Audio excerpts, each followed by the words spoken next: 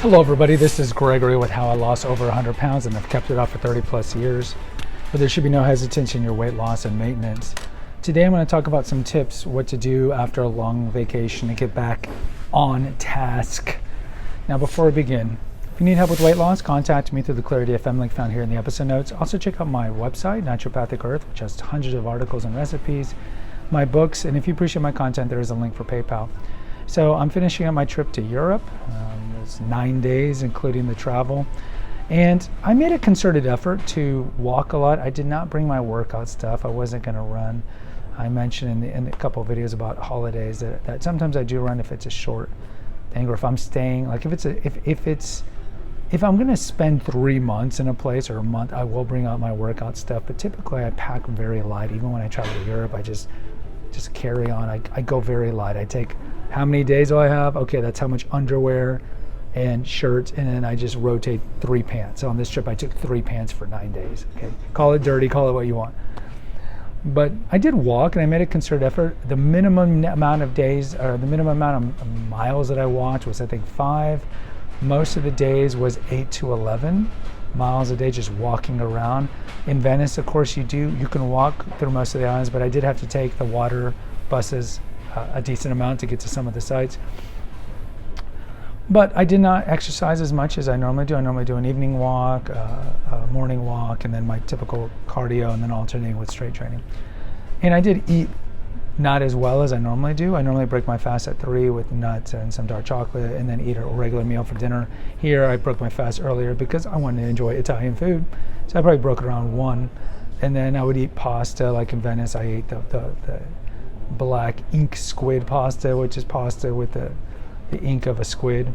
It's just incredibly good. And I had gelato every day. Of course, I'm not going to come here and not eat gelato. So I talked about on the episode, when you're traveling, indulge in the local fare. So when you have the combination of eating more than I normally do and not exercising as much, when I get home, I have to adjust because I probably got off track. And the thing is, it's like the building up the habit of virtue and the habit of vice.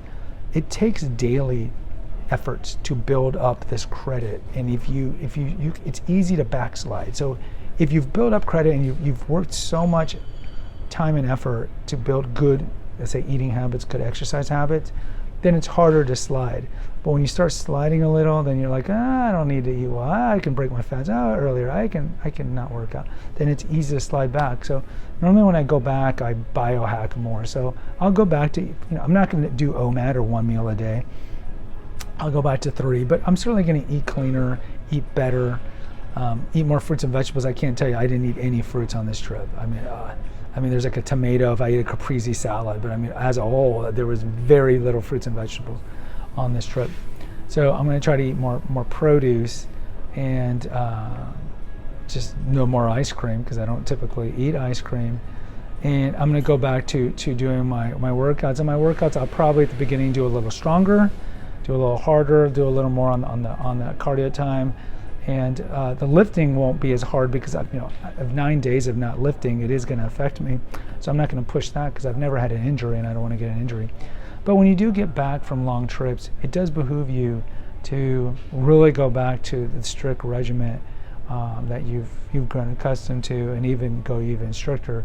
I know a certain person who can indulge quite a bit on trips, but they can just go back and just like 8-day juice fast. I can't do 8-day juice fast.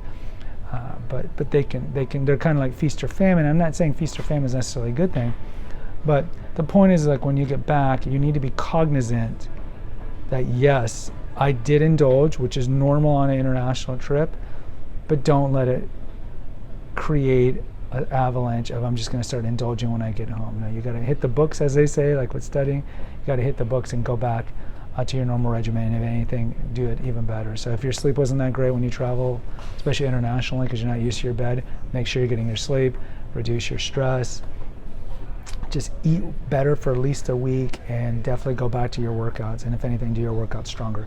Guys, post in the comments. I'd love to hear from you. Hit the notification, subscribe, and share button. Until next time, take care, God bless, and pray.